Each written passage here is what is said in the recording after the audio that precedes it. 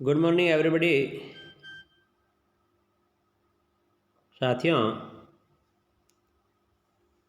आज हम बीए अंतिम वर्ष के प्रथम प्रश्न पत्र के तहत पुर्तगालियों के भारत में आने के परिणाम और इन पुर्तगालियों के पतन के कारण और उसके अलावा डच्चों के बारे में जानकारी प्राप्त करेंगे। भारत में यूरोपियों के आगमन के क्रम में सबसे पहले पुर्तगाली आए थे और इन पुर्तगालियों के भारत पर जो परिणाम पड़े थे वो महत्वपूर्ण निम्न थे। जो राजनीतिक परिणाम थे वो थे व्यापार का राजनीतिकरण। इन यूरोपियों ने भारत के अंदर व्यापार का राजनीतिकरण किया था, नहीं तो सामाजिक और सांस्कृतिक स्तर पर ही भारत के अंदर व्यापार किया जाता था, लेकिन यूरोपियों ने व्यापार का राजनीतिकरण किया था। इसके अलावा स्थानीय शक्तियों का राजनीतिक संघर्ष भी उनका हुआ था और उपनिवेशवाद की स्थापना को बल भी दिया था। पुर्तगालियों ने भारत में आलू, मटर, कहवा, अनानास आदि फसल लेकर आए और सबसे पहले भारतीय कृषि केंद्र का आगमन किया और भारतीय कृषि का विविधीकरण भी होता। पुर्तगाली भारत में मुख्यतः मसाले, सूती कपड़े, नील आदि की खरीदारी करते थे तथा बदले में बुल्लिन अर्थात सोने चांदी से वो भुगतान करते थे। इससे स्थानीय उत्पादकों और व्यापारियों को भी लाभ और प्रोत्साहन प्राप्त हुआ था। पुर्तगालियों ने अमेरिका, भारत, दक्षिण पूर्व एशिया आदि अनेक स्थानों पर अपनी बस्तियां, अपनी कंपनियां और अपनी फैक्ट्रियां बसाई तथा इन सभी स्थानों के बीच में व्यापार और संपर्क स्थापित किया। इससे भारत में अंतर्राष्ट्रीय मंडियों, अंतर्राष्ट्रीय मार्केट से भारत का जुड़ाव हुआ था और भारतीय व्यापार का अंतर्राष्ट्रीयकरण आगे तीव्र गति से होता गया। इन पुर्तगालियों के भारत में आर्थिक और राजनीतिक प्रभाव के अलावा इनका सामाजिक और सांस्कृतिक प्रभाव और परिणाम भी पड़ा था, वो निम्न थे। यूरोपियों की वेशभूषा, पहनावा, संस्कृति और रहन सहन के तौर तरीकों का भारत में आगमन हुआ था। प्रिंटिंग प्रेस की स्थापना सर्वप्रथम इन्होंने की थी और भारत में स्थापत्य शैली की गोथिक शैली का आगमन इन कंपनियों के साथ ही भारत में था और इसके परिणाम स्वरूप भारत में यूरोपीय पैटर्न के आधार पर अनेक द्वार और नगर बसाए गए थे और बनाए गए थे। इन्होंने स्थानीय नागरिकों से सहयोग कायम किया और भारतीय महिलाओं से विवाह किया। इससे आपसी सहयोग और समन्वय और भारतीय संस्कृति और पहनावा आदि को बढ़ावा मिला था और भारत में ईसाई धर्म के आगमन के साथ साथ ही भारत में ईसाईकरण का भी प्रारंभ हो गया था। हालांकि कई स्थानों पर इनके द्वारा बलपूर्वक भी धर्मांतरण करवाया गया था। धर्म के मामले में इन्होंने कट्टरता की नीति अपनी थी और यही कट्टरता की नीति इनके पतन का कारण बनी थी। विशेषकर मुस्लिम शासकों ने, मुस्लिम जनता ने इन धर्मांतरण का विरोध किया, जिसके कारण धीरे धीरे इन पुर्तगालियों का पतन होता। अर्थात भारत में पुर्तगालियों के पिछड़ने या पुर्तगाली पतन के जो कारण थे उनके बारे में हम संक्षिप्त जानकारी प्राप्त करें। पुर्तगालियों ने प्रारंभ में लगभग 100 से 150 वर्ष तक हिंद महासागरीय क्षेत्र में दबदबा कायम किया, लेकिन बाद में वे अन्य यूरोपीय कंपनियों के आगमन के बाद में पिछड़ गए थे और इसके पिछड़ने के कई उनके कारण थे। जैसे डच्चों व अंग्रेज़ों के मुकाबले उनकी नौसैनिक शक्ति कमज़ोर थी। उन्होंने अपनी नौसैनिक शक्ति पर ज़्यादा ध्यान नहीं दिया, व्यापार पर ध्यान दिया, जबकि अंग्रेज़ों ने नौसैनिक शक्ति की ओर ज़्यादा ध्यान दिया था। तो इसके पतन का एक कारण था अन्य यूरोपीय कंपनियों शक्तियों की नौसैनिक समर्थता। भारत में धार्मिक संकीर्णता और सहिष्णुता की नीति उनके द्वारा अपनाई गई थी और इसी धार्मिक संकीर्णता और असहिष्णुता की नीति के द्वारा भारत में पुर्तगाली का पतन होता गया था। भ्रष्टाचार, लूटमार से इन पुर्तगाली की छवि भारत के अंदर एक लुटेरे की भांति देखी जाती है। इन्होंने ब्लू वाटर पॉलिसी के द्वारा भ्रष्टाचार लूटमार को बढ़ावा दिया था। इससे भारतीय लोग इसे घृणा की दृष्टि से देखने लगे और धीरे धीरे इनके पतन की ओर जाना प्रारंभ हो गया था।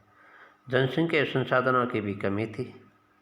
पुर्तगाली के पास जनसंख्या कम थी और उनके पास संसाधन कम थी, और जनसंख्या में संसाधन कम होने के कारण भारत के अंदर सभी जगह बस नहीं सके थे।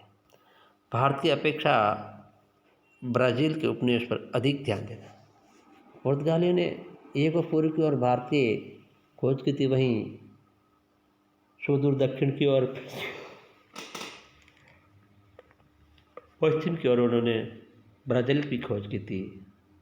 ब्राज़ील पुर्तगाल से अपेक्षाकृत अधिक नज़दीक था और वहाँ प्राकृतिक संसाधन भी भरपूर थे। इसलिए इन पुर्तगालियों ने भारत के बजाय ब्राज़ील पर ज़्यादा ध्यान दिया था, और इसके कारण वे इन दो बड़े उपनिवेशों को एक साथ रख नहीं सके और धीरे धीरे पुर्तगालियों का भारत से पतन होता गया। हिंद महासागरीय के लिए व्यापार का नियंत्रण के लिए पुर्तगालियों द्वारा जिन नीतियों का अवलंबन किया गया था, उसके भी परिणाम उनके पतन का कारण बना। समुद्री व्यापार पर नियंत्रण बनाने के लिए पुर्तगालियों ने कॉर्टेज व्यवस्था का प्रयोग किया था, और इस कॉर्टेज व्यवस्था के कारण धीरे धीरे भ्रष्टाचार और लुटेरपन की उनकी नीति बढ़ती गई और धीरे धीरे इनका पतन होता गया था। यूरोपीय कंपनियों के आगमन के क्रम में सबसे पहले पुर्तगाल आए थे। आज हमने इन पुर्तगालियों के बारे में अध्ययन पूर्ण किया था। अब हम आगे डचों के बारे में वर्णन करते थे। ये डच लोग मूलतः हॉलैंड के थे। डच लोग मूलतः हॉलैंड के थे और हॉलैंड का वर्तमान नाम नीदरलैंड है। तो इन डच कंपनियों के गठन एवं भारत में आगमन, उनका आयात निर्यात, डचों की नीति और उनके डचों के पिछड़ने के बारे में हम संक्षिप्त में जानकारी प्राप्त करेंगे।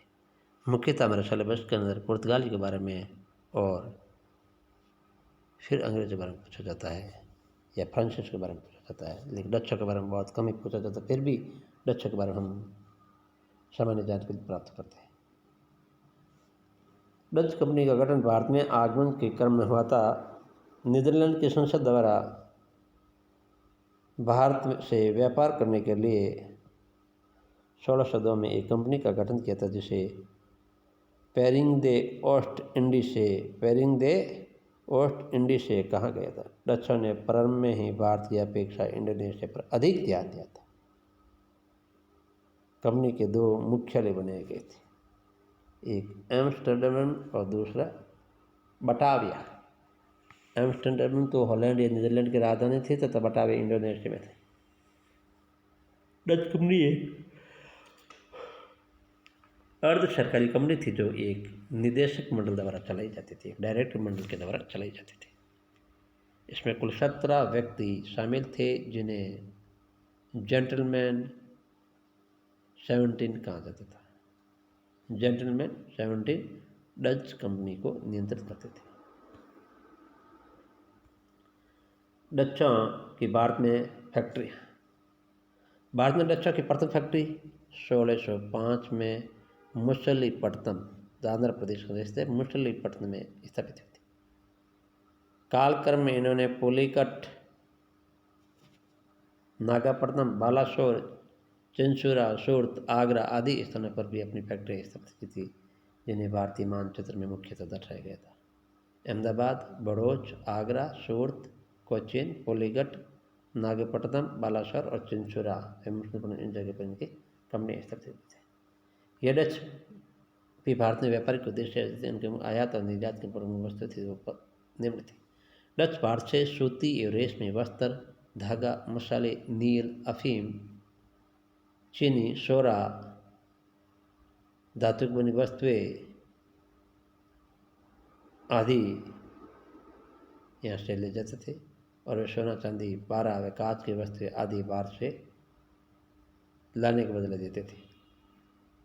डचों की नीति अन्य यूरोपीय कंपनियों से अधिक उदार थी। उन्होंने भारतीयों से मित्रतापूर्ण संबंध कायम किए थे, जैसे डचों ने जहाज़ों पर माल ढुलाई, एक दूसरे से जाना आदि का काम किया था।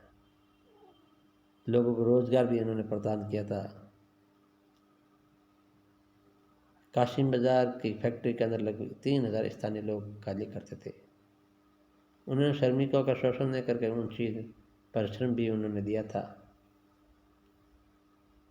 फिर भी डच धीरे धीरे पिछड़े गए थे। इन्होंने स्थानीय शिल्पियों को भी अग्रिम धनराशि दे करके वस्तुओं की खरीदारी की थी, उनका शोषण नहीं किया था।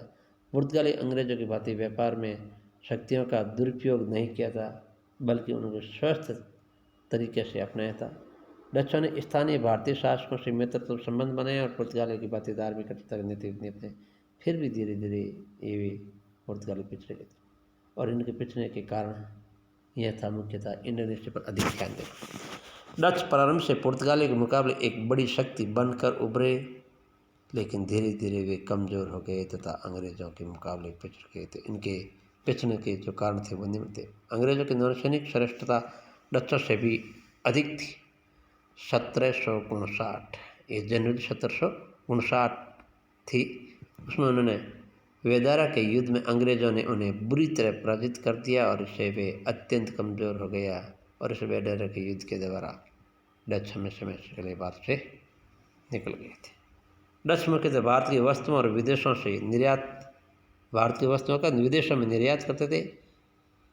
बाद में जब ईस्ट इंडिया कंपनी की निर्यात व्यापार में शामिल हुई तो डचों का निर्यात घट गया था। इससे उनका व्यापार सिमटने लगा, जिससे वे कमज़ोर हो गए थे। डचों ने भारत के साथ साथ इंडोनेशिया को अपना मुख्य ठिकाना बनाया। 2 स्थानों पर सम्मान नियंत्रण करना कठिन था, क्योंकि नीदरलैंड एक कम जनसंख्या और कम संसाधनों वाला देश था, और इसके कारण दोनों जगह एक साथ शासन नहीं कर सकते।